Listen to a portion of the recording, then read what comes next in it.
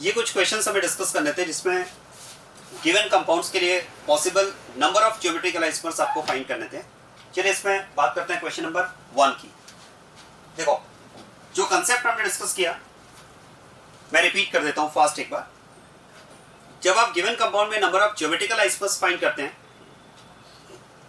दो फैक्टर्स आपको चेक करने होते हैं। एक तो आपको देखना होता है कंपाउंड अनसिमेट्रिकल है या फिर सिमेट्रिकल कंपाउंड है, और अगर कंपाउंड अनसिमेट्रिकल है तो उसके लिए नंबर ऑफ ज्योमेट्रिकल आइसोमर्स होता है to the power n। And what is n? n is the number of system where geometrical isomerism is possible. तो इस तरह से हम number of geometrical isomers find कर सकते हैं by using the formula to the power n for unsymmetrical compound. और अगर कंपाउंड सिमेट्रिकल है तो उस केस में जो फॉर्मूला हम अप्लाई करते हैं that is to the power n - 1 plus to the power n - 1। n is again the number of system where geometrical isomerism is possible. And what is m? The value of m depends on the value of n. It will be n by 2 if n is even number and n plus 1 by 2 if n is odd number. ये तो formula के basis पर हमने number of geometrical isomers calculate करने की बात की थी। एक मैंने आपसे ये भी कहा था कि एक तरीका ये भी हो सकता है आप नंबर ऑफ कॉम्बिनेशंस बना लें पॉसिबल कॉन्फ़िगरेशन के लिए। जैसे कि आप देखो इस कंपाउंड में दो सिस्टम प्रेजेंट है जहां पर जीआई पॉसिबल है, और ये भी हमने डिस्कस किया। देखो एक सिस्टम के अबाउट नंबर ऑफ अरेंजमेंट्स कितने हो सकते हैं? 2 अरेंजमेंट्स हो सकते हैं। And out of 2 arrangements if one is called cis other is called trans, और यू कैन कॉल ई और जेड और से नॉट एंटी। तो आप देखो एक सिस्टम के अबाउट अगर 2 अरेंजमेंट पॉसिबल है, एक को अगर ई कहा जाए दूसरे को जेड, ऐसा ही अगर एक और सिस्टम प्रेजेंट है तो वहां भी 2 अरेंजमेंट होंगे ई एंड जेड। और अब इन दोनों सिस्टम पर पॉसिबल अरेंजमेंट के अगर आप नंबर ऑफ कॉम्बिनेशंस बना लें तो जो नंबर ऑफ कॉम्बिनेशंस होंगे वही तो नंबर ऑफ ज्योमेट्रिकल आइसोमर्स होंगे ना। तो आप देखो यहां पर अगर मैं इन दो सिस्टम के लिए नंबर ऑफ कॉम्बिनेशन की बात करूं तो we can have 4 combinations E Z Z E Z Z E. यही 4 ज्योमेट्रिकल आइसोमर्स होंगे, क्योंकि आप सोचिए इस कंपाउंड के अगर 4 ज्योमेट्रिकल आइसोमर्स को ऑन द पेपर लिखा जाए तो उनमें डिफरेंस क्या होगा? सिस्टम के अबाउट अरेंजमेंट में ही तो डिफरेंस होगा।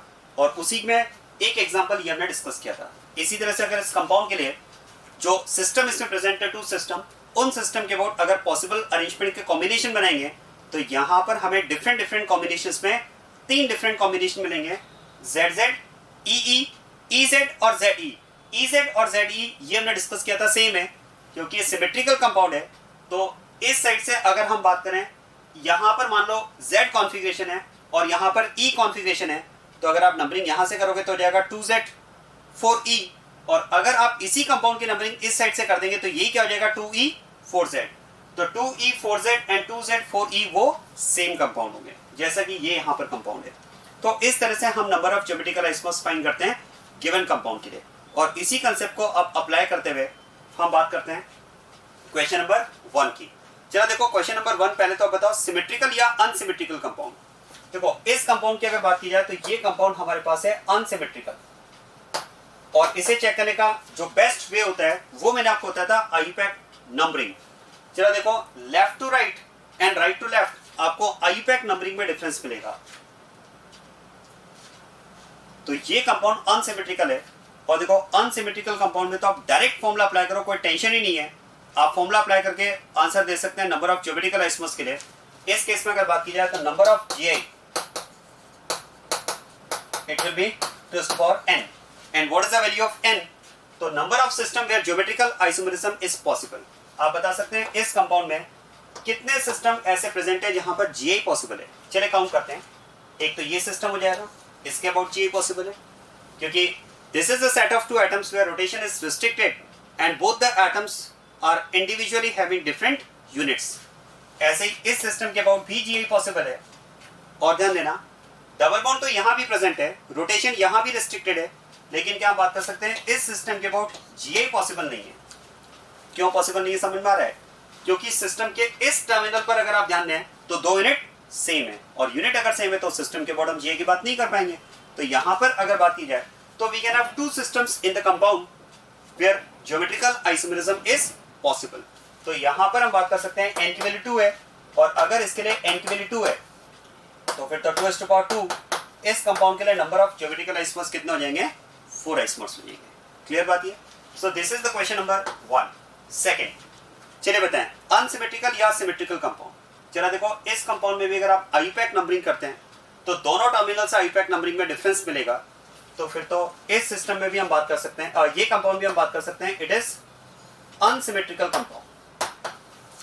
चलिए फिर नंबर ऑफ सिस्टम की बात करते हैं।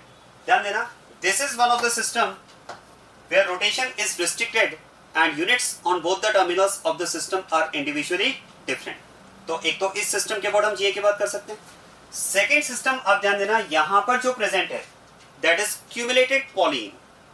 और अब आप ध्यान देना, देखो इस क्यूमुलेटेड पॉलीन में मैं आपको याद दिलाना चाहूंगा, याद करें क्यूमुलेटेड पॉलीन में हमारे पास दो तरह की ज्योमेट्री होती है। Those cumulated polyene in which units are in perpendicular plane and those cumulated polyenes in which units are in same plane. और याद करें जीआई किस कंडीशन में पॉसिबल है, जीआई उन क्यूमुलेटेड पॉलीन में पॉसिबल होती है जिनमें यूनिट्स सेम प्लेन में हो। अगर यूनिट्स परपेंडिकुलर प्लेन में है तो क्यूमुलेटेड पॉलीन सिस्टम में जीआई पॉसिबल नहीं होती। ये कंसेप्ट हम डिस्कस कर चुके हैं। तो पहले आपको ये चेक करना पड़ेगा कि इस क्यूमुलेटेड पॉलीन सिस्टम में यूनिट्स टर्मिनल पर सेम प्लेन में या परपेंडिकुलर है। अगर परपेंडिकुलर है तो नो जीआई, और अगर सेम प्लेन में तो इट विल शो जीआई। तो ध्यान देना, इस क्यूमुलेटेड पॉलीन में नंबर ऑफ डबल बॉन्ड 2 है, और याद करो अगर even number of double bonds हो तो वहां पर यूनिट्स कैसी होती है, परपेंडिकुलर प्लेन में होती है। और यूनिट्स अगर परपेंडिकुलर हैं तो फिर तो इस सिस्टम के अबाउट कंपाउंड जीआई शो नहीं कर पाएगा। So there is only one system where GI is possible. तो इसके लिए n की वैल्यू 1 हो गई, और अगर यहां पर n की वैल्यू 1 है तो फिर तो इस कंपाउंड के लिए number of geometrical isomers to the power 1 that will be 2। आप कह सकते हैं एक E और एक Z, या फिर आप EZ की जगह चाहें तो एक सिस और एक ट्रांस कह सकते हैं। क्लियर बात ये। तो इस कंपाउंड के लिए नंबर ऑफ ज्योमेट्रिकल आइसोमर्स 2 हो जाएंगे। चलिए नेक्स्ट क्वेश्चन। नेक्स्ट क्वेश्चन में आप देखो फिर से कंपाउंड अनसिमेट्रिकल है, क्योंकि दोनों साइड में अगर आप देखेंगे तो डिफरेंस आ रहा है। और कंपाउंड अगर अनसिमेट्रिकल है तो इसके लिए भी नंबर ऑफ ज्योमेट्रिकल आइसोमर्स कितने हो जाएंगे, 2 ज्योमेट्रिकल आइसोमर्स होंगे। It is unsymmetrical compound. Number of geometrical isomers कितने हो जाएंगे, 2 to the power n। तो इसके लिए number of GI is 2 to the power n। चलिए यहां पर n की वैल्यू फाइंड करते हैं, number of system with GI is possible. आप ध्यान देना, देखो इस कंपाउंड में अगर बात की जाए तो this is one of the system where geometrical isomerism is possible. This is the second system where geometrical isomerism is possible. और याद करें साइक्लिक कंपाउंड में अगर बात की जाए तो साइक्लो एल्केन वाला केस आप याद करो। रिंग के अबाउट अगर हम जीआई की बात करें तो it is possible for those compounds in which minimum 2 saturated atoms of the ring are individually having different units. क्या इस रिंग में ऐसा कोई सिस्टम प्रेजेंट है जिसके अबाउट हम जीए की बात कर पाए? आंसर है नो, क्योंकि देखो इस रिंग में हमें ऐसे 2 सैचुरेटेड एटम्स की रिक्वायरमेंट होगी जहां पर यूनिट्स इंडिविजुअली डिफरेंट हो। आप ध्यान देना, इस केस में यहां पर यूनिट सेम है CH2, यहां भी यूनिट सेम है CH2। हाँ, यहां पर आप कह सकते हैं यूनिट डिफरेंट है, one is H and other is this complete group. लेकिन सिंगल सैचुरेटेड एटम से हमारा काम नहीं चलेगा, हमें कम से कम ऐसे 2 सैचुरेटेड एटम्स रिक्वायर्ड है जहां पर यूनिट्स इंडिविजुअली डिफरेंट हो। तो इस रिंग में तो ऐसा कोई सिस्टम प्रेजेंट नहीं है जहां पर हम जीए की बात कर पाए। लेकिन आप ध्यान देना, this is the system where geometrical isomerism is possible because these 2 saturated atoms of the ring are individually having different units. देखो यहां पर एक मिथाइल ग्रुप है और एक हाइड्रोजन। यहां पर अगर बात की जाए तो एक हाइड्रोजन है और एक ये पूरा ग्रुप। तो दोनों टर्मिनल्स पर आप कह सकते हैं यूनिट्स इंडिविजुअली डिफरेंट है। मतलब this is one more system where GI is possible. So 1, 2 and 3 systems are present in the compound where GI is possible। तो फिर तो इसके लिए नंबर ऑफ ज्योमेट्रिकल आइसोमर्स हो जाएंगे 2 to the power 3, मतलब 8 ज्योमेट्रिकल आइसोमर्स होंगे। आया समझ में? This is about the question number 3। Next हम बात करते हैं क्वेश्चन नंबर 4 की। देखो क्वेश्चन नंबर 4 की अगर बात की जाए तो ये कंपाउंड भी अनसिमेट्रिकल कंपाउंड है।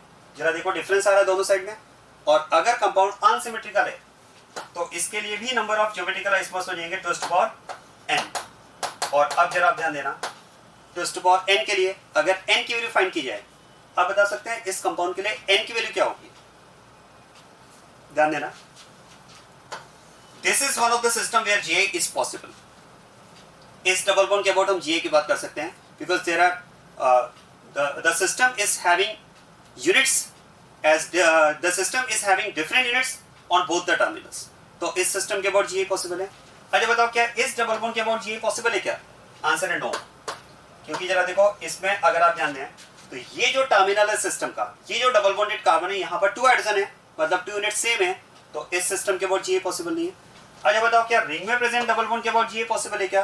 यस, आप ध्यान देना इस सिस्टम के अबाउट जीए पॉसिबल है, क्योंकि याद करो रिंग में अगर डबल बॉन्ड प्रेजेंट है तो जीए के लिए हमने डिस्कस किया ring should be composed of minimum 8 atoms, 1 2 3 4 5 6 7 8। Yes, the compound will show GA about double bond present in the ring. और अब आप ध्यान देना, is there any other system present in the compound for GA? Yes, one more system is present in the compound for GA. आप याद कीजिए मैंने आपसे कहा था जब भी साइक्लिक कंपाउंड हो, साइक्लिक कंपाउंड में ज्योमेट्रिकल आइसोमेरिज्म के लिए एक सिस्टम तो आप सबसे पहले चेक कर लो अबाउट रिंग। और रिंग वाला केस कौन सा है? Minimum 2 saturated atoms of the ring should have different units. In this case, here it is. This is one of the saturated atom where you can see units are individually different. One is H, other is this complete group. And this is second saturated atom of the ring where units are individually different. One is H, other is this complete group. तो फिर तो हम बात कर सकते हैं this is one more system where geometrical isomerism can be considered. So 1, 2 and 3. These are the 3 systems where geometrical isomerism is possible. तो फिर तो यहाँ पर n की वैल्यू 3, इस कंपाउंड के लिए नंबर ऑफ ज्योमेट्रिकल आइसोमर्स कितने हो जाएंगे? 8 ज्योमेट्रिकल आइसोमर्स होंगे। आया समझ में? चलिए नेक्स्ट क्वेश्चन नंबर 5 की बात करते हैं। देखो क्वेश्चन नंबर 5 में आप ध्यान देना, रिंग आपको यहाँ पर कंपाउंड में दी हुई है, साइक्लिक कंपाउंड है, और साइक्लिक कंपाउंड में हम बात करते हैं कि minimum 2 saturated atoms of the ring should individually have different units. So in this case, this is one of the system present in the compound where GI is possible. तो फिर तो आप देखो इस सिस्टम के अबाउट अगर मैं GI की बात करता हूं, तो एक सिस्टम के अबाउट अगर हम बात करें तो यहां पर देखो एक ही सिस्टम है, तो फिर तो ऑब्वियसली यहां पर नंबर ऑफ ज्योमेट्रिकल आइसोमर्स 2 होंगे। एक को अगर सिस कहा जाए तो दूसरा ट्रांस, या एक को अगर ई कहा जाए तो दूसरा जेड हो जाएगा। तो इस कंपाउंड के लिए इस सिस्टम के about number of geometrical isomers कितने हो जाएंगे? 2 ज्योमेट्रिकल आइसोमर्स होंगे। आ रहा है समझ में? चलिए अब बात करते हैं क्वेश्चन नंबर 6 की। देखो क्वेश्चन नंबर 6 में आप मुझे बता सकते हैं number of system where geometrical isomerism is possible. ध्यान देना, चलो इसको ऐसा करते हैं, अलग से लिख लेते हैं। क्वेश्चन नंबर 6 में जो कंपाउंड आपको दिया हुआ है,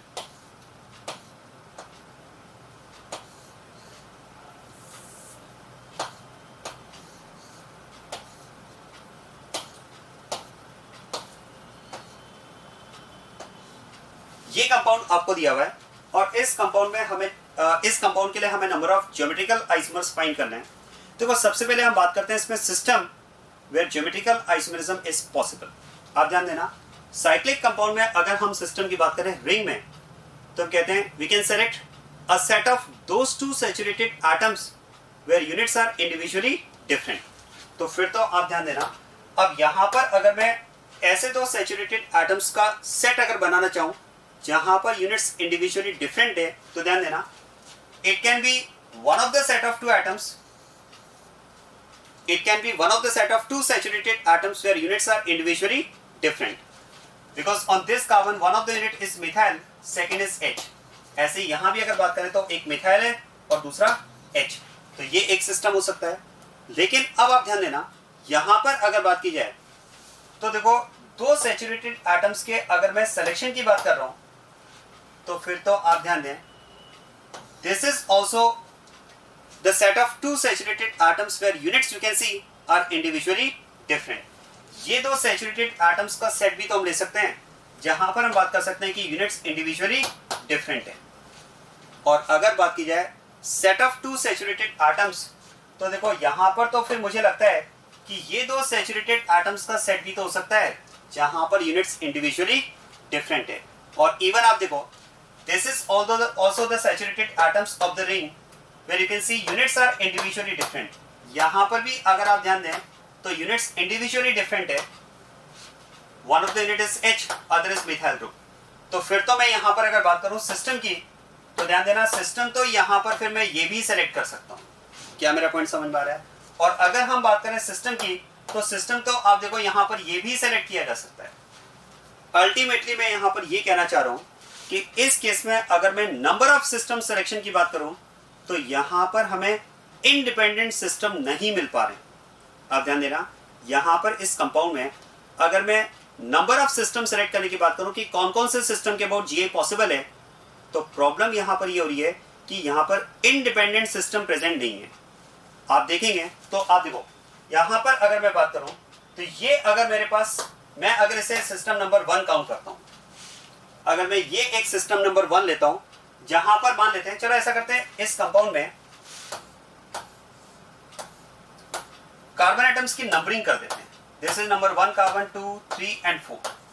तो अगर मैं यहां पर C1C2 सिस्टम का सिलेक्शन करता हूं जीआई के लिए, तो फिर यहां पर प्रॉब्लम ये है कि अगर मैं C2 से C3 सिस्टम का सिलेक्शन करता हूं, तो ये जो C2 कार्बन है, ये C2 कार्बन क्या होगा, देखो ये इस सिस्टम का भी टर्मिनल बन जाएगा और इस सिस्टम का भी टर्मिनल बन जाएगा। और इवन आप देखो C2 कार्बन की अगर बात की जाए तो ये तो C2C4 सिस्टम का भी टर्मिनल हो सकता है। तो C2 कार्बन यहां पर आप कह सकते हैं एक कॉमन टर्मिनल बन चुका है C1C2 सिस्टम के लिए, C2C3 सिस्टम के लिए और C2C4 सिस्टम के लिए। अब अगर ऐसे कॉमन टर्मिनल्स हो गए, तो इसी वजह से मैं यहां पर बात कर रहा हूं कि यहां पर हमारे पास इंडिपेंडेंट सिस्टम्स प्रेजेंट नहीं है जीए के लिए।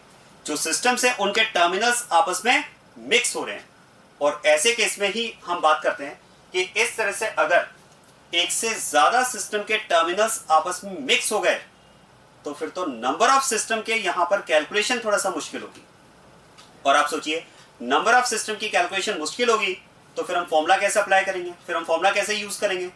ध्यान देना, ऐसे क्वेश्चंस में आपको फॉर्मूला यूज करने की एडवाइस नहीं होती है। ऐसे क्वेश्चंस में आप ध्यान देना, आपको फॉर्मूला यूज करने की एडवाइस नहीं है, क्योंकि यहां पर प्रॉब्लम क्या है, आप खुद देख पा रहे होंगे कि यहां पर इंडिपेंडेंट सिस्टम्स हमें नहीं मिल पा रहे हैं। सिस्टम का एक टर्मिनल ऐसा भी है जो दूसरे सिस्टम का टर्मिनल भी है।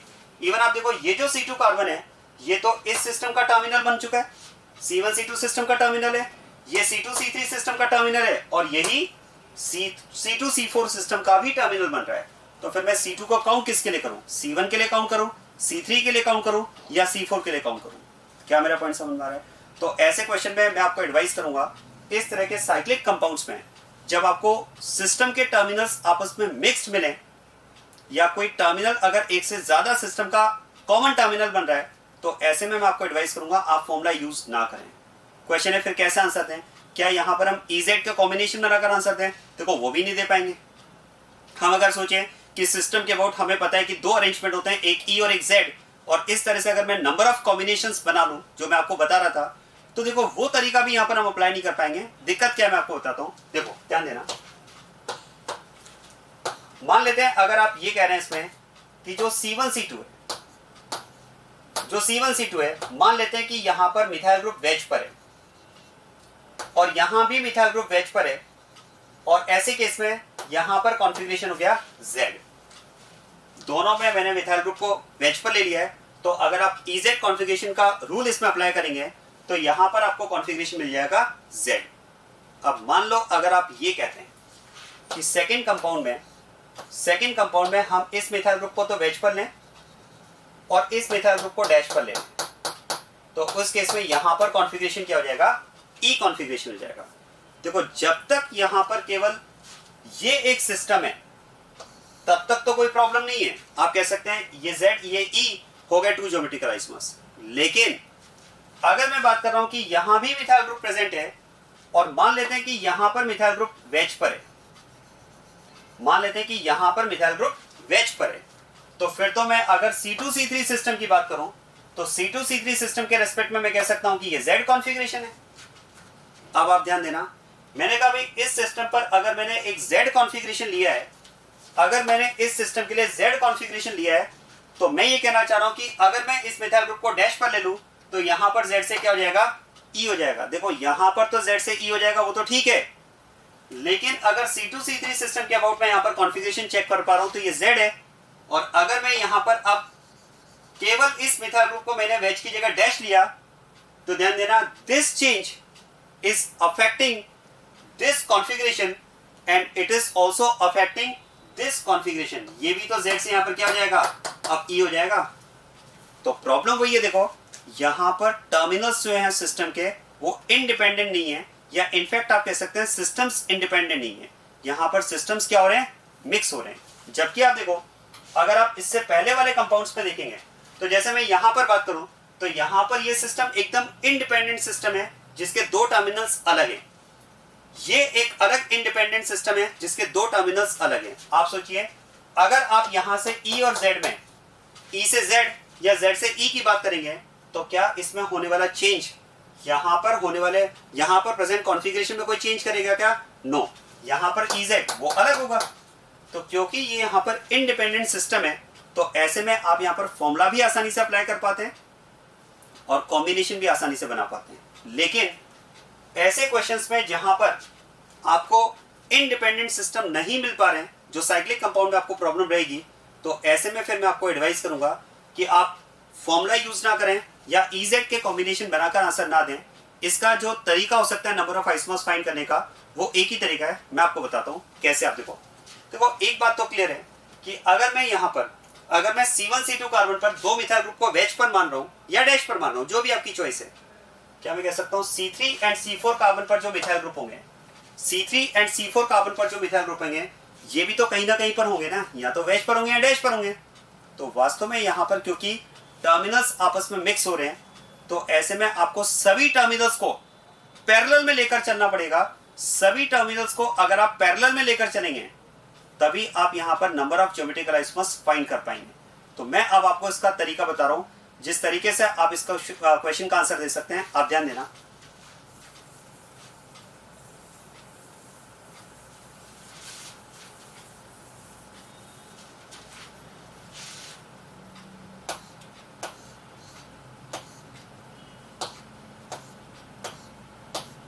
ये कंपाउंड आपको दिया हुआ है। अब इसमें आपको क्या करना है, देखो जो भी सैचुरेटेड कार्बन एटम्स यहाँ पर ऐसे हैं जिन पर यूनिट्स डिफरेंट हो, जैसे यहाँ पर आप देख सकते हैं इस सैचुरेटेड कार्बन की दो यूनिट्स डिफरेंट है, इस सैचुरेटेड कार्बन की भी दो यूनिट्स डिफरेंट है, इसकी भी दो यूनिट्स डिफरेंट है और इसकी भी दो यूनिट्स डिफरेंट है।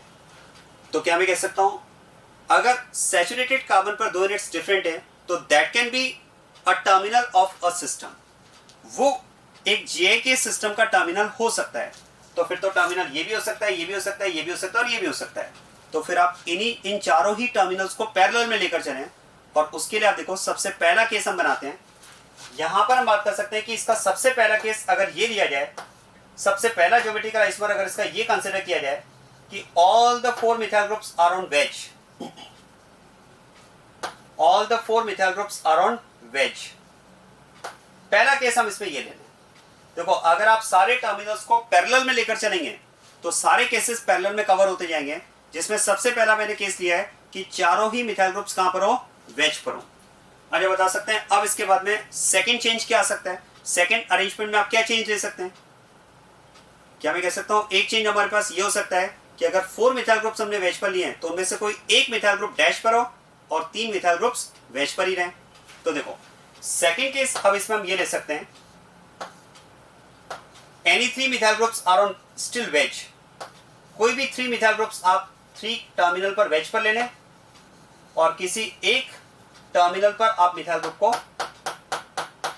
डैश पर ले लें। तो क्या मैं कह सकता हूं अब इस मिथाइल ग्रुप की बाकी 3 मिथाइल ग्रुप से जो एरियल डिस्टेंस है वो एरियल डिस्टेंस चेंज हो जाएगी।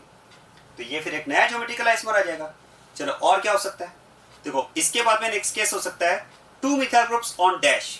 क्या मेरा पॉइंट समझ में आ रहा है, 4 methyl groups on wedge, 3 methyl groups on wedge, 1 on dash, now 2 methyl groups on wedge and 2 on dash। और ध्यान देना अगर आप 2 methyl groups को डैश पर लेते हैं तो उसमें फिर आपके पास दो केस हो सकते हैं। देखो यहां पर हम बात कर सकते हैं कि जो 1-2 है,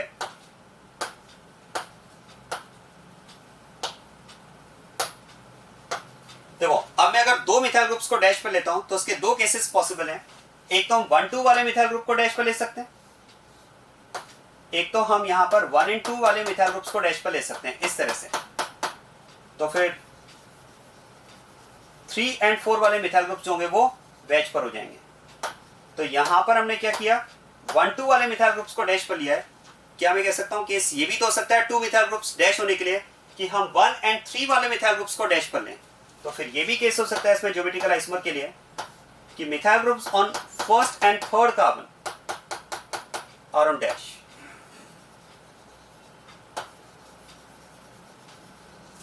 क्या पॉइंट समझ में आ रहा है? तो देखो all the 4 methyl groups on wedge, 3 on wedge 1 on dash, 2 on wedge 2 on dash, और 2 ऑन वेज 2 ऑन डैश पे भी 2 केस पॉसिबल है। 1 2 methyl groups are on dash, 1 3 methyl groups are on dash. क्या पॉइंट समझ में आ रहा है? अब इसके बाद में क्या केस हो सकता है? देखो अब इसके बाद में अगर हम बात करें इस कंडीशन के लिए कि हमने पहले 4 मिथाइल ग्रुप्स को वेज पर लिया, फिर 3 methyl groups wedge 1 on dash, फिर हमने कहा 2 methyl groups on wedge 2 on dash, और अब अगर हम बात करें कि 1 methyl group on wedge and 3 on dash, तो ध्यान देना वो ज्योमेट्रिकल आइसोमर के लिए नया केस काउंट नहीं होगा। उसका रीजन मैं आपको बताता हूं। देखो अगर आप ये सोचते हैं कि अब हम 3 मिथाइल ग्रुप्स को डैश और एक को वेज पर लें, तो जरा इसके बारे में आप सोचिए। अगर आप इसके बारे में बात करें तो यहां पर 3 मिथाइल ग्रुप्स वेज और एक डैश पर है, और अब अगर आप नया केस ये सोचना चाहें, ध्यान देना, अब अगर आप नया केस ये बनाना चाहें कि हम अब यहां पर 2 मिथाइल ग्रुप्स को वेज 2 को डैश पर लिया, अब हम ये केस बनाना चाहें कि 3 को डैश और एक को वेज ले रहे हैं, तो ध्यान देना अगर आप 3 को डैश और एक को वेज लेते हैं, तो उस केस में अगर मान लो मैंने ये कंडीशन ली है कि now 3 on dash and 1 on wedge, 3 on dash 1 on wedge, तो आप ध्यान देना ये दोनों कंपाउंड्स होंगे, इन्हें हम डिफरेंट ज्योमेट्रिकल आइसोमर में काउंट नहीं कर पाएंगे। क्यों नहीं कर पाएंगे उसका रीजन आप समझना। देखो इन दोनों की अगर मैं बात करूं तो दोनों में अगर आप देखेंगे तो मिथाइल ग्रुप्स के बीच में जो एरियल डिस्टेंस है वो तो सेम आएगा। मिथाइल ग्रुप्स के बीच में जो एरियल डिस्टेंस आएगा वो तो सेम आएगा ना। आप इसको आसान तरीके से समझें। मैं तो ऐसा कहना चाह रहा हूं कि ये दोनों ग्रुप कंपाउंड्स होंगे वो एक दूसरे की मिरर इमेज होंगे। These two compounds will be mirror image of each other. एक बात सोचिए, मान लेते हैं, इसको मैं आसान तरीके से समझाता हूं। पहला वाला केस लेते हैं, जैसे हमने कहा 4 मिथाइल ग्रुप वेज पर है। अब अगर आप ये सोचें कि सर हमने अगर 4 मिथाइल ग्रुप्स को वेज पर लिया है तो 4 को डैश पर भी ले लें, तो देखो 4 methyl groups on wedge and 4 methyl groups on dash, these two molecules will be mirror images of each other। कैसे आप सोचिए, मान लेते हैं एक कंपाउंड हमारे पास है जिसमें 4 methyl groups वेज पर है, ये वाला कंपाउंड। अब आप सोचिए अगर मैं इस कंपाउंड के यहां पर मिरर प्लेस कर दूं, यहां पर अगर मैं एक मिरर इमेजिन करूं, तो बता सकते हैं इस मिरर में इस कंपाउंड की इमेज कैसी बनेगी।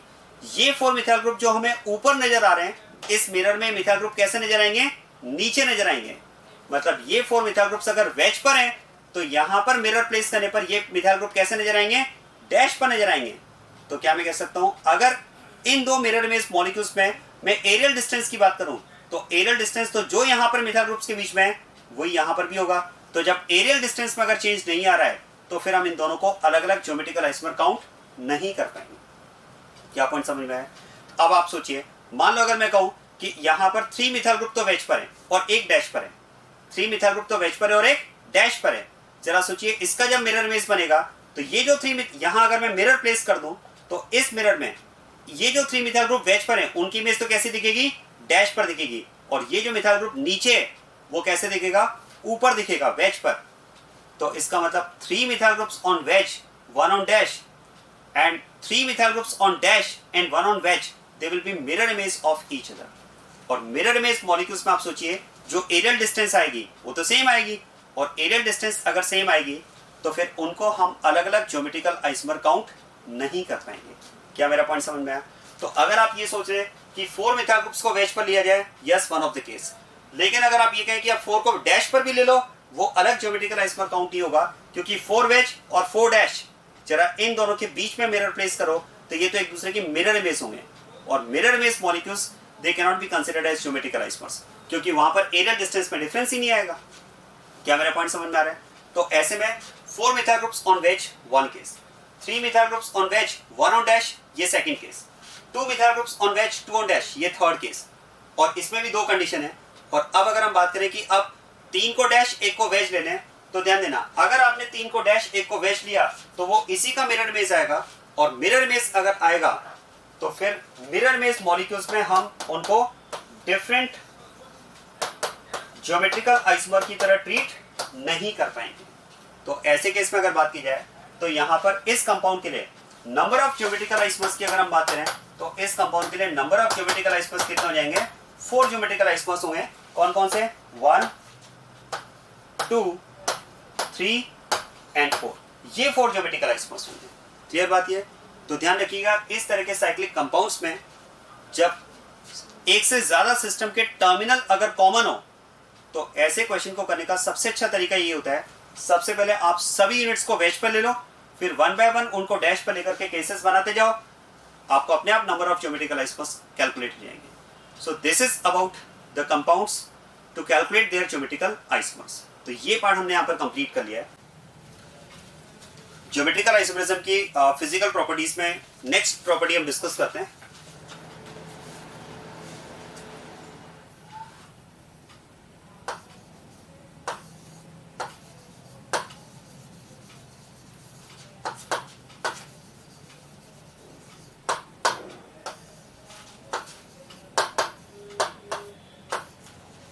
Melting point.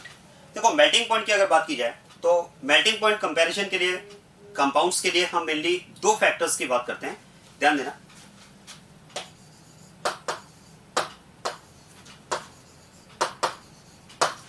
एक तो हम बात करते हैं melting point directly proportional to molecular weight, क्योंकि होगा क्या, देखो मॉलिक्यूलर वेट अगर इंक्रीज होगा तो मॉलिक्यूल्स के बीच में अट्रैक्शन फोर्स इंक्रीज होगा, और अट्रैक्शन फोर्स अगर इंक्रीज होगा तो मॉलिक्यूल्स के सेपरेशन के लिए एनर्जी ज्यादा रिक्वायर्ड होगी। इसलिए हम बात करते हैं कि melting point is directly proportional to molecular weight. लेकिन आप देखो, जहां तक बात आइसोमर्स की है, ज्योमेट्रिकल आइसोमर्स की है, तो ज्योमेट्रिकल आइसोमर्स में मॉलिक्यूलर वेट तो सेम है। अब मॉलिक्यूलर वेट अगर सेम है तो क्वेश्चन है फिर कंपैरिजन का बेसिस क्या होगा। तो ध्यान देना, इस केस में फिर हम सेकंड फैक्टर की बात करते हैं, and that is symmetricity of molecule. आप ध्यान देना, melting point will be directly proportional to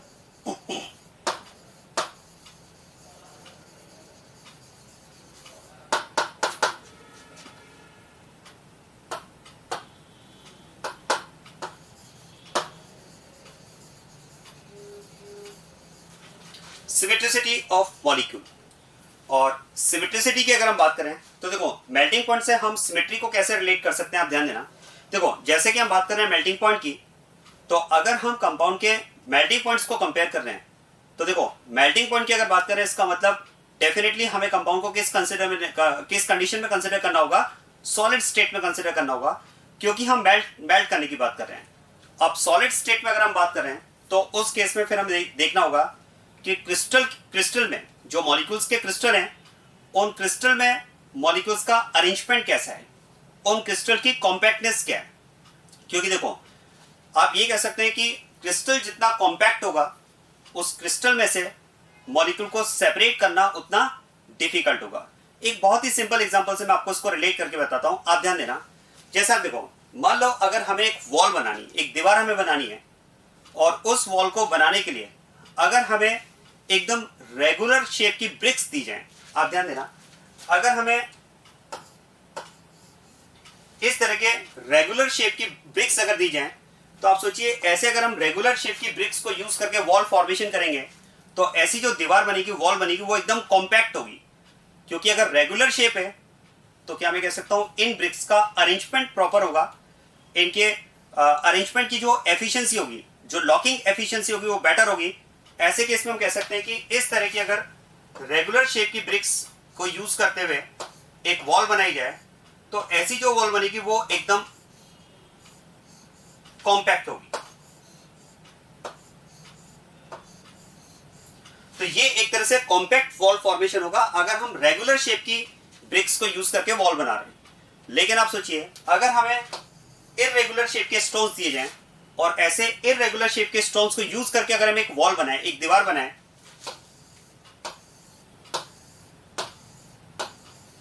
तो आप सोचिए ऐसी जो वॉल बनेगी उसकी कॉम्पैक्टनेस आप कह सकते हैं कम होगी, क्योंकि उसमें बीच बीच में वॉइड्स होंगे, गैप होंगे। और ऐसे में अब आप सोचिए, अगर हमें इन दोनों वॉल को ब्रेक करने के लिए कहा जाए, इन दोनों वॉल्स को अगर हमें ब्रेक करने के लिए कहा जाए, तो आप खुद ही डिसाइड करें कौन सी वॉल को ब्रेक करना आसान रहेगा, कहां से स्टोन्स को सेपरेट करना इजी रहेगा, कहां पर एनर्जी की रिक्वायरमेंट कम होगी।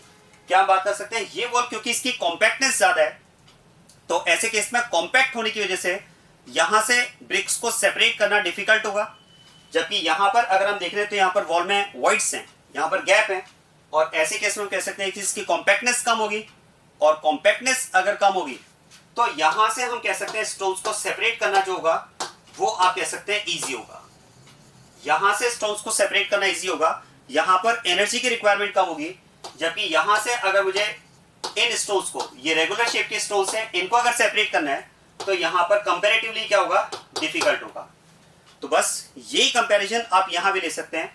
तो ऐसे केस में हम कह सकते हैं कि ब्रिक्स स्टोन जितना सिमेट्रिकल होगा उसकी पैकिंग एफिशिएंसी वॉल में उतनी अच्छी होगी, और पैकिंग एफिशिएंसी जितनी ज्यादा होगी सेपरेशन के लिए एनर्जी उतनी ज्यादा रिक्वायर्ड होगी। जबकि अगर इरेगुलर शेप के स्टोन हम काम में लेंगे तो ऐसे स्टोन की जो वॉल बनेगी उसमें वॉइड्स होंगे, गैप होंगे, और ऐसे केस में यहां से स्टोन्स को सेपरेट करना आसान होगा, एनर्जी कम रिक्वायर्ड होगी, क्योंकि यहां पर वॉल की कॉम्पैक्टनेस कम है। बस आप बिल्कुल यही कंसेप्ट आप मेल्टिंग पॉइंट के कंपैरिजन के लिए अप्लाई कर सकते हैं। आप तो ऐसा समझ लो, ये आपके पास एक क्रिस्टल है, और इस क्रिस्टल में ये जो यहां पर जिनको मैं ब्रिक्स बोल रहा था या स्टोन्स बोल रहा था, वो आप समझ लें मॉलिक्यूल्स हैं। तो ये एक तरह से आप कह सकते हैं सिमेट्रिकल मॉलिक्यूल्स की पैकिंग एफिशिएंसी बहुत अच्छी होने की वजह से उसके थ्रू जो क्रिस्टल बना है वो कॉम्पैक्ट क्रिस्टल बना है। जबकि यहां पर अगर हम देखें तो ये अनसिमेट्रिकल मॉलिक्यूल्स हैं, तो ऐसे केस में इनकी पैकिंग एफिशिएंसी कम है, और पैकिंग एफिशिएंसी अगर कम है तो फिर इस क्रिस्टल की आप कह सकते हैं कॉम्पैक्टनेस कम है, और कॉम्पैक्टनेस अगर कम है तो इस क्रिस्टल में से मॉलिक्यूल्स को सेपरेट करना आसान होगा, कम एनर्जी रिक्वायर्ड होगी मॉलिक्यूल्स को सेपरेट करने के लिए। जबकि यहां से मॉलिक्यूल्स को सेपरेट करने के लिए एनर्जी ज्यादा रिक्वायर्ड होगी। तो बस इसी बेसिस पर हम कह सकते हैं कि जिस क्रिस्टल की कॉम्पैक्टनेस ज्यादा होगी, आप कह सकते हैं वो कब होगी, जब मॉलिक्यूल की पैकिंग एफिशिएंसी क्रिस्टल में अच्छी है। और पैकिंग एफिशिएंसी किस पे डिपेंड करेगी, सिमेट्रिसिटी ऑफ मॉलिक्यूल। मॉलिक्यूल जितना सिमेट्रिकल होगा आप कह सकते हैं उसकी पैकिंग एफिशिएंसी क्रिस्टल में उतनी ज्यादा होगी, और पैकिंग एफिशिएंसी जितनी ज्यादा होगी उस क्रिस्टल में से मॉलिक्यूल्स को सेपरेट करने के लिए एनर्जी उतनी ज्यादा रिक्वायर्ड होगी, मेल्टिंग पॉइंट उतना हाई हो जाएगा। जबकि मॉलिक्यूल की अगर सिमेट्रिसिटी कम है, मॉलिक्यूल अगर अनसिमेट्रिकल है, तो ऐसे केस में ऐसे मॉलिक्यूल्स का जो क्रिस्टल बनेगा उसकी कॉम्पैक्टनेस कम होगी।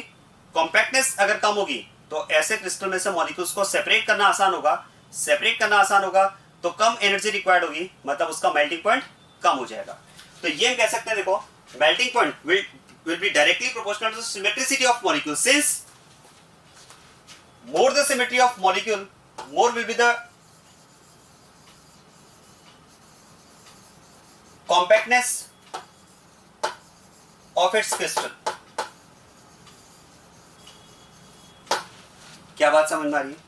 क्रिस्टल की जो कॉम्पैक्टनेस है वो डिपेंड करेगी मॉलिक्यूल्स की क्रिस्टल में पैकिंग एफिशिएंसी पर, और पैकिंग एफिशिएंसी डिपेंड करेगी मॉलिक्यूल की सिमेट्री पर। आप इसको ऐसे भी समझ लें, देखो मान लो अगर हमारे पास रेगुलर शेप के मॉलिक्यूल्स हैं, मान लो ये मॉलिक्यूल्स हमारे पास हैं, अब ऐसे में आप सोचिए अगर रेगुलर शेप है तो ऐसे मॉलिक्यूल्स का जो अरेंजमेंट होगा क्रिस्टल में वो एकदम परफेक्ट होगा, आप कह सकते हैं पैकिंग एफिशिएंसी बहुत अच्छी होगी, और ऐसा जो क्रिस्टल बनेगा वो एकदम कॉम्पैक्ट बनेगा। और कॉम्पैक्ट अगर क्रिस्टल होगा तो ऐसे क्रिस्टल में से मॉलिक्यूल को सेपरेट करने के लिए एनर्जी ज्यादा रिक्वायर्ड होगी। जबकि अगर ये इरेगुलर शेप के मॉलिक्यूल्स हैं, इरेगुलर शेप के मॉलिक्यूल्स है तो इनकी पैकिंग एफिशिएंसी बहुत अच्छी नहीं होगी, ये वेल पैक्ड नहीं होंगे, तो ऐसा जो क्रिस्टल बनेगा उसकी कॉम्पैक्टनेस आप कह सकते हैं कम होगी, और कॉम्पैक्टनेस अगर कम होगी तो ऐसे क्रिस्टल में से मॉलिक्यूल को सेपरेट करना आसान होगा, एनर्जी कम रिक्वायर्ड होगी, मेल्टिंग पॉइंट कम हो जाएगा।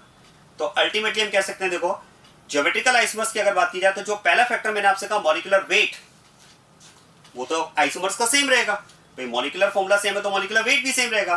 तो ऐसे केस में हम कह सकते हैं melting points of geometrical isomers can be compared on the basis of second factor, that is symmetricity of molecule.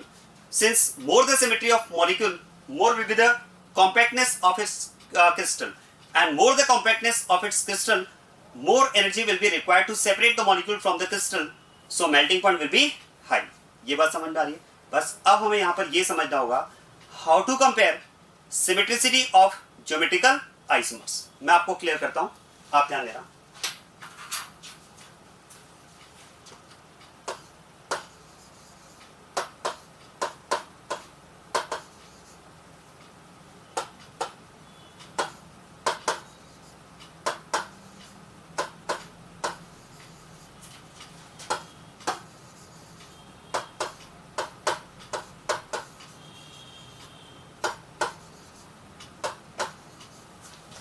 जैसे आप देखो ये हमारे पास मॉलिक्यूल्स हैं सिस एंड ट्रांस मॉलिक्यूल्स, आप ध्यान देना, this is cis 2 butene and it is trans 2 butene. बस अब हमें करना क्या है, इन दोनों की सिमेट्री को हमें कंपेयर करना है। जो मॉलिक्यूल ज्यादा सिमेट्रिकल होगा उसका क्रिस्टल आप कह सकते हैं ज्यादा कॉम्पैक्ट होगा, क्योंकि मॉलिक्यूल अगर ज्यादा सिमेट्रिकल होगा तो क्रिस्टल में उसकी पैकिंग एफिशिएंसी अच्छी होगी, और पैकिंग एफिशिएंसी जितनी ज्यादा होगी आप कह सकते हैं क्रिस्टल की कॉम्पैक्टनेस ज्यादा होगी। More energy will be required to separate the molecules from the crystal, so melting point will be high. अब आप देखो, दोनों अगर आपको ज्योमेट्रिकल आइसोमर्स की सिमेट्रिसिटी को कंपेयर करना है तो क्या मैं कह सकता हूं, ज्योमेट्रिकल आइसोमर्स में पॉइंट ऑफ डिफरेंस क्या है, पॉइंट ऑफ डिफरेंस है सिस्टम के अबाउट यूनिट्स का अरेंजमेंट। जैसे देखो यहां पर अगर मैं बात करूं तो इस केस में हम कह सकते हैं ये जो सिस्टम है ज्योमेट्रिकल आइसोमरिज्म का, ये जो सिस्टम है उसके अबाउट यूनिट्स का अरेंजमेंट कैसा है, 2 hydrogens are on same side and 2 methyl groups are on same side, while in this case arrangement of units about the system is different. Now methyl groups are across the system. आप in fact कह सकते हैं कि यहाँ पर hydrogen और methyl group same side है, ये hydrogen methyl group same side है, जबकि यहाँ पर दोनों हाइड्रोजन सेम साइड है, 2 मिथाइल ग्रुप सेम साइड है। अब ऐसे में अगर आपको, क्योंकि ज्योमेट्रिकल आइसोमर्स में हम ये कहते हैं कि सिस्टम के अबाउट यूनिट्स का रिलेटिव अरेंजमेंट डिफरेंट होता है, तो बस इसी सिस्टम के अबाउट जो पॉइंट ऑफ डिफरेंस है उसी पॉइंट ऑफ डिफरेंस को कंसिडर करते हुए हमें सिमेट्रिसिटी को कंपेयर करना है। और इसका मैं आपको सबसे अच्छा आसान तरीका बताता हूं। देखो वो ज्योमेट्रिकल आइसोमर ज्यादा सिमेट्रिकल होगा जिसमें सिस्टम के अबाउट एटम्स का अरेंजमेंट, सिस्टम के अबाउट जो एटम्स का अरेंजमेंट है वो इक्वल है। बात समझना, अगर सिस्टम के दोनों साइड एटम्स इक्वली डिस्ट्रीब्यूटेड है, या आप कह सकते हैं जहां पर एटम्स का अरेंजमेंट सिस्टम के दोनों साइड ऑलमोस्ट इक्वल डिस्ट्रीब्यूशन में है, तो ऐसे मॉलिक्यूल को हम सिमेट्रिकल मॉलिक्यूल कहेंगे। या आप कह सकते हैं जिस मॉलिक्यूल में सिस्टम के दोनों साइड में एटम्स का अरेंजमेंट, एटम्स का डिस्ट्रीब्यूशन जो है वो ऑलमोस्ट इक्वल है, वो मॉलिक्यूल ज्यादा सिमेट्रिकल होगा। कैसे आप देखो, जैसे इस केस में आप देखो यहां पर हम कह सकते हैं कि 2 हाइड्रोजन सेम साइड है, मतलब 2 atoms are on one side of the system, और 2 मिथाइल ग्रुप सेम साइड है, मतलब इस केस में हम कह सकते हैं कि सिस्टम के दोनों साइड एटम्स का जो डिस्ट्रीब्यूशन है वो इक्वल डिस्ट्रीब्यूशन नहीं है, केवल 2 एटम्स इस साइड है, जबकि यहां पर अगर आप देखेंगे तो 4 + 4 8 एटम्स एक साइड है। मतलब ऐसा लग रहा है कि जो एटम्स का क्राउड है वो ऑलमोस्ट एक ही साइड है, जबकि ट्रांस में ऐसा नहीं है। ट्रांस में अगर आप देखेंगे तो ट्रांस में आप देखो एटम्स का जो डिस्ट्रीब्यूशन है वो सिस्टम के दोनों साइड इक्वल है, 1 हाइड्रोजन 1 मिथाइल ग्रुप 5 एटम्स इस साइड है, and 1 hydrogen 1 methyl group 5 atoms इस साइड है। तो क्या मैं कह सकता हूं सिस्टम के दोनों साइड में यहां पर एटम्स का डिस्ट्रीब्यूशन प्रॉपर है, जबकि यहां पर सिस्टम के दोनों साइड में एटम्स का डिस्ट्रीब्यूशन प्रॉपर नहीं है। बस जिस ज्योमेट्रिकल आइसोमर में सिस्टम के दोनों साइड में एटम्स का डिस्ट्रीब्यूशन इक्वल है, that molecule will be consider to be more symmetrical. तो ऐसे केस में कह सकते हैं, देखो अगर मैं यहां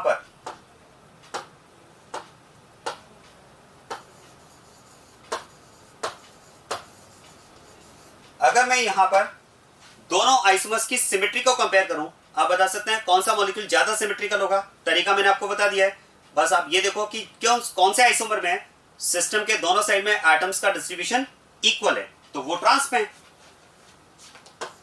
तो यहां पर हम कह सकते हैं trans 2 butene molecule is more symmetrical as compare to cis 2 butene molecule. और ये अगर ज्यादा सिमेट्रिकल है तो फिर तो यहां पर हम बात कर सकते हैं कि ये मॉलिक्यूल अगर ज्यादा सिमेट्रिकल है तो इसकी क्रिस्टल में आप कह सकते हैं पैकिंग एफिशिएंसी ज्यादा अच्छी होगी, और पैकिंग एफिशिएंसी अगर ट्रांस मॉलिक्यूल की ज्यादा अच्छी है तो इसके जो क्रिस्टल बनेंगे वो कॉम्पैक्ट ज्यादा होंगे, और कॉम्पैक्टनेस अगर ज्यादा होगी तो इन मॉलिक्यूल्स को क्रिस्टल में से सेपरेट करने के लिए एनर्जी ज्यादा रिक्वायर्ड होगी, इसका मेल्टिंग पॉइंट हाई हो जाएगा। तो यहां पर हम बात कर सकते हैं melting point of trans 2 butene will be higher than that of cis 2 butene. So this is how to compare melting point of geometrical isomers. आया समझ में? तो बस आपको ज्योमेट्रिकल आइसोमर्स में देखो ये फैक्टर तो लेना नहीं है क्योंकि मॉलिक्यूलर वेट तो सेम है आइसोमर्स का, तो ऐसे में केवल आपको देखना है सिस और ट्रांस में से कौन सा मॉलिक्यूल ज्यादा सिमेट्रिकल है। जो मॉलिक्यूल ज्यादा सिमेट्रिकल होगा उसका मेल्टिंग पॉइंट हाई होगा। और मॉलिक्यूल की सिमेट्री आप कैसे चेक करोगे, समझ में आ गया? सबसे आसान तरीका मैंने आपको बता दिया है, बस आप ये देखो कि सिस्टम के दोनों साइड में कहां पर एटम्स का डिस्ट्रीब्यूशन प्रॉपर है। जिस आइसोमर में सिस्टम के दोनों साइड में एटम्स का डिस्ट्रीब्यूशन प्रॉपर है, इक्वल डिस्ट्रीब्यूशन है, वो मॉलिक्यूल ज्यादा सिमेट्रिकल हम कंसिडर करेंगे और उसका मेल्टिंग पॉइंट ज्यादा हो जाएगा. सो this is about physical properties of geometrical isomers. हमने डायपोल मोमेंट को कंपेयर कर लिया है, हमने सॉल्युबिलिटी को कंपेयर कर लिया है, बॉइलिंग पॉइंट को कंपेयर कर लिया है, मेल्टिंग पॉइंट को कंपेयर कर लिया है. अब मैं ज्योमेट्रिकल आइसोमर्स के कंपैरिजन में एक फैक्टर और भी ले रहा हूं और वो फैक्टर है स्टेबिलिटी. आप ध्यान देना, how to compare stability of geometrical isomers. और ये बहुत ही इंपॉर्टेंट पार्ट है, यहां से क्वेश्चन पूछे गए. आते हैं इस पर based question, stability comparison of geometrical isomers.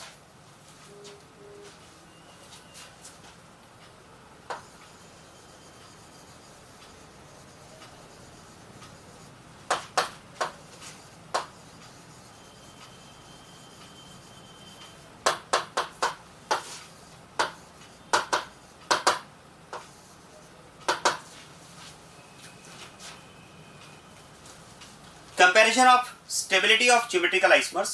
देखो, ज्योमेट्रिकल आइसोमर्स की स्टेबिलिटी को अगर आपको कंपेयर करना है तो the factor which can be used to compare stability of geometrical isomers is strain. आप ध्यान देना, अगर हमें ज्योमेट्रिकल आइसोमर्स की स्टेबिलिटी को कंपेयर करना है तो इस केस में कंपैरिजन का बेसिस होता है strain, and stability will be inversely proportional to strain. It is inversely proportional to strain. कैसे, मैं आपको कंपेयर करके बताता हूं, आप ध्यान देना.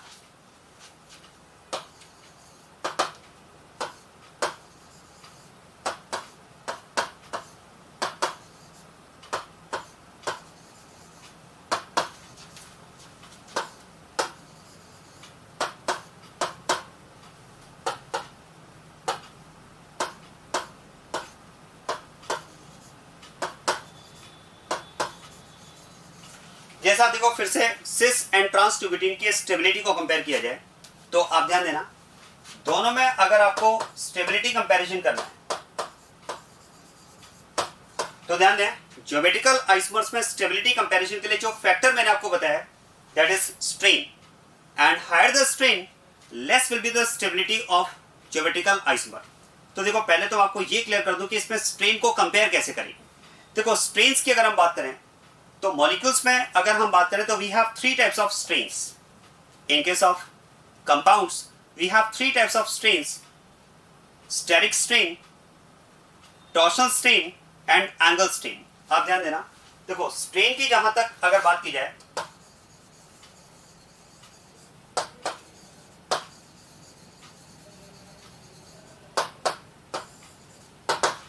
तो ध्यान देना, टाइप्स ऑफ स्ट्रेन की अगर हम बात करें तो we have three types of strain.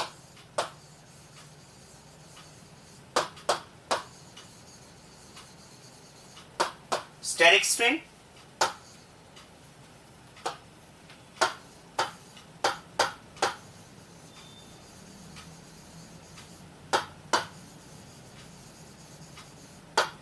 second is torsion strain,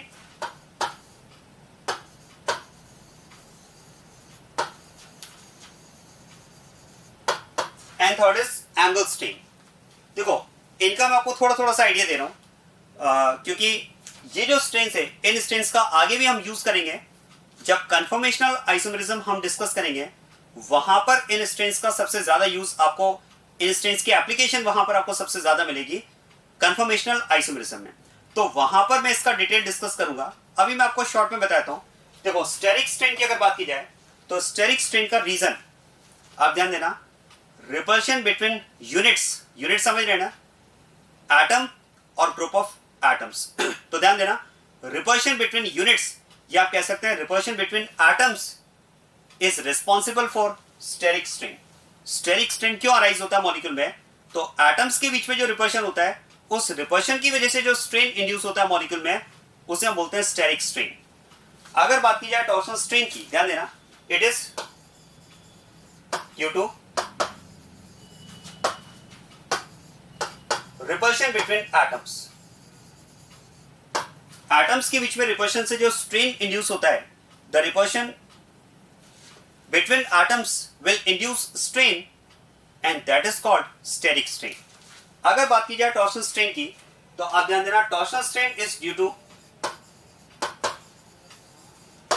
repulsion between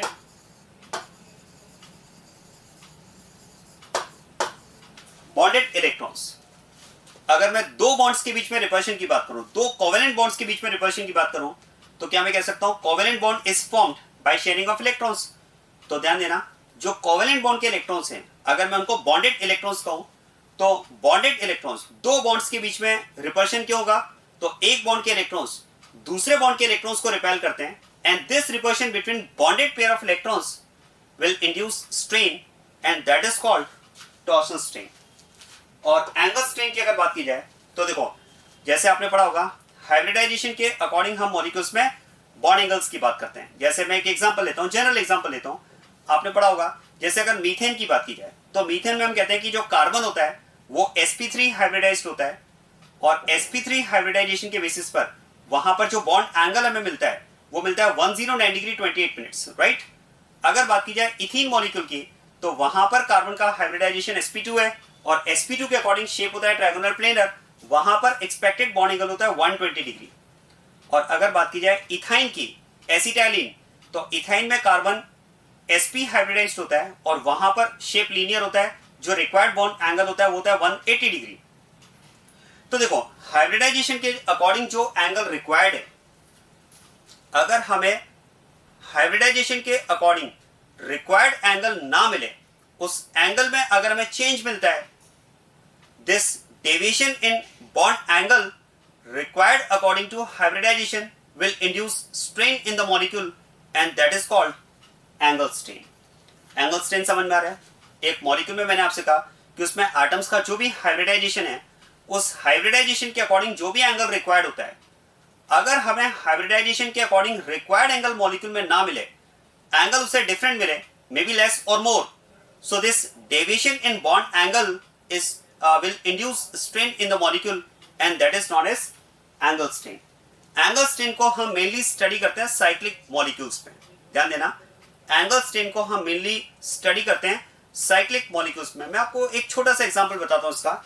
जैसे अगर हम बात करें साइक्लोप्रोपेन की, तो देखो साइक्लोप्रोपेन में अगर बात की जाए तो कार्बन का जो हाइब्रिडाइजेशन है वो हाइब्रिडाइजेशन है sp3। अब आप सोचिए, अगर हाइब्रिडाइजेशन sp3 है तो फिर ये जो बॉन्ड एंगल यहां पर मेंटेन होना चाहिए, क्या मैं कह सकता हूं sp3 हाइब्रिडाइजेशन के according the required angle should be 109 degree 28 minute. ये बात समझ में आ रही है? अगर मॉलिक्यूल में कार्बन sp3 हाइब्रिडाइज्ड है तो जो एंगल यहां पर रिक्वायर्ड है वो है 109 डिग्री 28 मिनट। बट आप ध्यान देना, प्रैक्टिकली ये एंगल हमें नहीं मिल पाता है, प्रैक्टिकली ये एंगल हमें नहीं मिल पाता है। क्या प्रॉब्लम्स हैं ये आगे मैं आपको क्लियर करूंगा, आगे हम डिस्कस करेंगे। स्ट्रेन वाला पार्ट आगे हम और डिटेल में डिस्कस करेंगे। यहां पर छोटी सी एप्लीकेशन है और वो भी मेनली एप्लीकेशन है स्टेरिक स्ट्रेन की, इसलिए मैं बहुत ज्यादा डिटेल में यहां पर बात नहीं कर रहा हूं।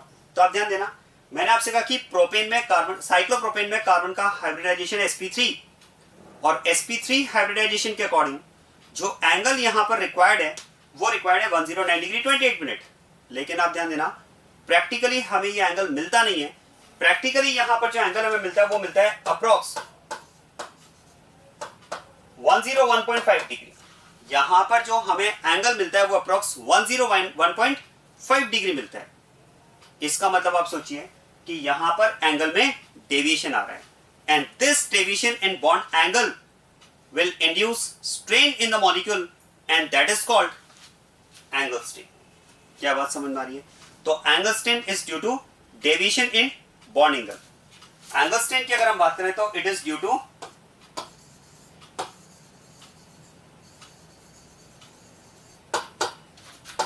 deviation in bond angle.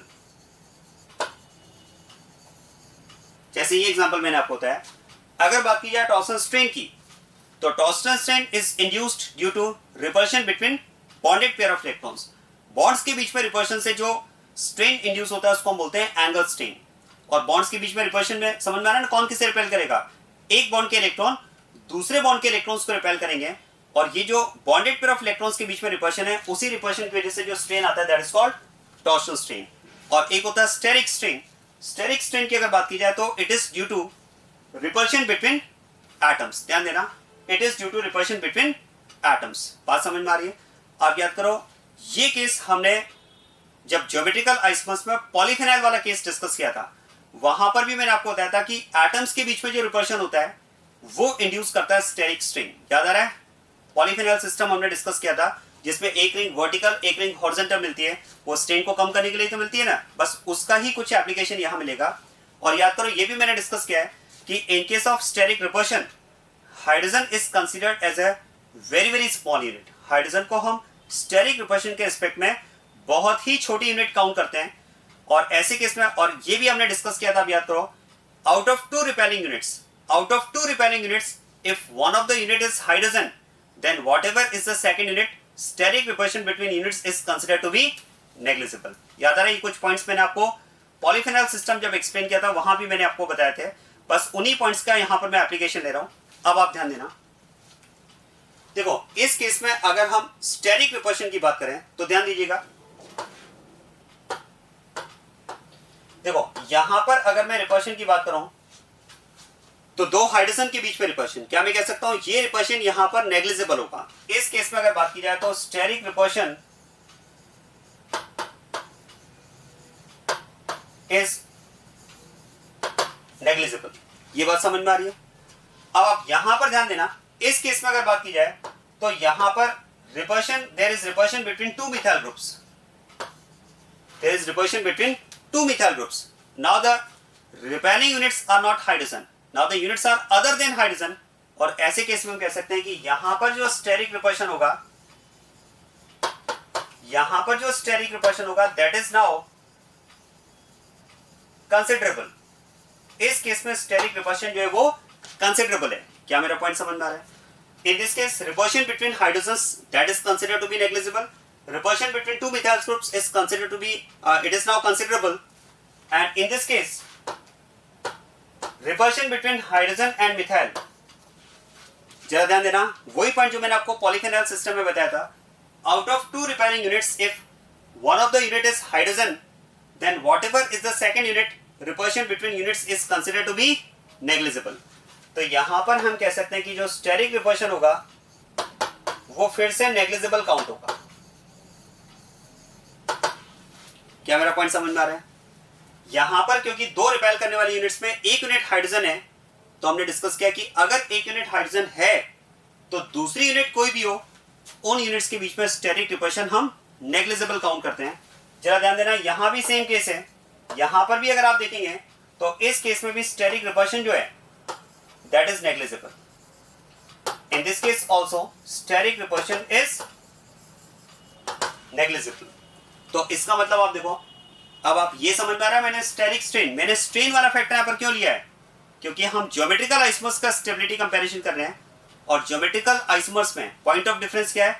Units का रिलेटिव अरेंजमेंट डिफरेंट है। और आप सोचिए, अगर यूनिट्स का रिलेटिव अरेंजमेंट डिफरेंट है, सिस्टम के अबाउट यूनिट्स का कॉम्बिनेशन अगर डिफरेंट है, तो उन यूनिट्स के बीच में रिपल्शन भी डिफरेंट होगा, और रिपल्शन अगर डिफरेंट होगा तो स्ट्रेन डिफरेंट होगा, और स्ट्रेन अगर डिफरेंट होगा तो फिर तो स्ट्रेन के बेसिस पर हम इनकी स्टेबिलिटी को कंपेयर कर लेंगे। क्या पॉइंट समझ में आ रहा है? अब जरा आप सोचिए, इस केस में क्योंकि रिपेल करने वाली यूनिट्स में दोनों साइड में एक यूनिट हाइड्रोजन है, तो इस केस में आप कह सकते हैं स्टेरिक रिपल्शन इज नेग्लिजिबल। जबकि इसमें on one side steric repulsion is negligible, but on the other side steric repulsion is considerable. तो अब जरा मुझे बताओ, कहां पर स्टेरिक स्ट्रेन ज्यादा होगा? कहां पर स्टेरिक स्ट्रेन ज्यादा होगा? क्या मैं कह सकता हूं दोनों में अगर मैं ओवरऑल स्टेरिक स्ट्रेन को कंपेयर करूं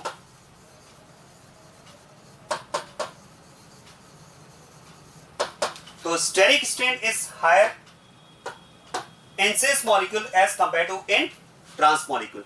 सिस में स्टेरिक स्ट्रेन ज्यादा है ट्रांस के कंपैरिजन में, और अगर सिस में स्टेरिक स्ट्रेन ज्यादा है तो ध्यान देना, जिस मॉलिक्यूल में स्ट्रेन ज्यादा होगा उसमें आप कह सकते हैं स्टेबिलिटी विल बी लेस, वहां पर स्टेबिलिटी कम हो जाएगी। मतलब इस केस में आप कह सकते हैं trans molecule is more stable as compare to cis molecule. क्या मेरा पॉइंट समझ में आ गया? देखो, ट्रांस सिस से ज्यादा स्टेबल है, इसका मतलब ये नहीं है कि ये एक कॉमन रूल अप्लाई हो जाएगा सारे ज्योमेट्रिकल आइसोमर्स में। ऐसा कॉमनली नहीं कह सकते कि in all geometrical isomers trans is always more stable than cis, ऐसा नहीं है। ध्यान देना, कंपैरिजन का बेसिस क्या होगा? स्ट्रेन, और स्ट्रेन सिस में ही ज्यादा होगा ऐसा कोई जरूरी नहीं है। सिस में भी स्ट्रेन ज्यादा हो सकता है, ट्रांस में भी ज्यादा हो सकता है, तो डिपेंड करेगा कंपाउंड्स हमें कौन से दिए हुए हैं। तो आपको आंसर को रटना नहीं है, कंसेप्ट आप अप्लाई करो। सबसे पहले दोनों मॉलिक्यूल्स में आप स्ट्रेन कंपेयर करो। स्ट्रेन कैसे कंपेयर करोगे? यूनिट्स के बीच में रिपल्शन पर, और यूनिट्स के बीच में रिपल्शन कम है या ज्यादा है वो आप आसानी से कंपेयर कर सकते हो। इसका कंसेप्ट मैंने आपको पॉलीफेनॉल सिस्टम में भी एक्सप्लेन किया था। और जिस मॉलिक्यूल में यूनिट्स के बीच में रिपल्शन ज्यादा होगा वहां पर आप कह सकते हैं स्टेरिक स्ट्रेन ज्यादा होगा। स्टेरिक स्ट्रेन अगर ज्यादा होगा तो उसकी स्टेबिलिटी कम हो जाएगी। क्या मेरा पॉइंट समझ में आया? So this is about how to compare stability of geometrical isomers. आया समझ में? तो ये ज्योमेट्रिकल आइसोमर्स से रिलेटेड कुछ पैरामीटर्स को हमने कंपेयर किया। फिजिकल प्रॉपर्टीज में हमने मेल्टिंग पॉइंट को कंपेयर किया, बॉइलिंग पॉइंट को कंपेयर किया, सॉल्युबिलिटी को कंपेयर किया और डायपोल मोमेंट को कंपेयर किया। और एक फैक्टर हमने ज्योमेट्रिकल आइसोमर्स की स्टेबिलिटी को कंपेयर किया, and this comparison was based on strain. Higher the strain less will be the stability.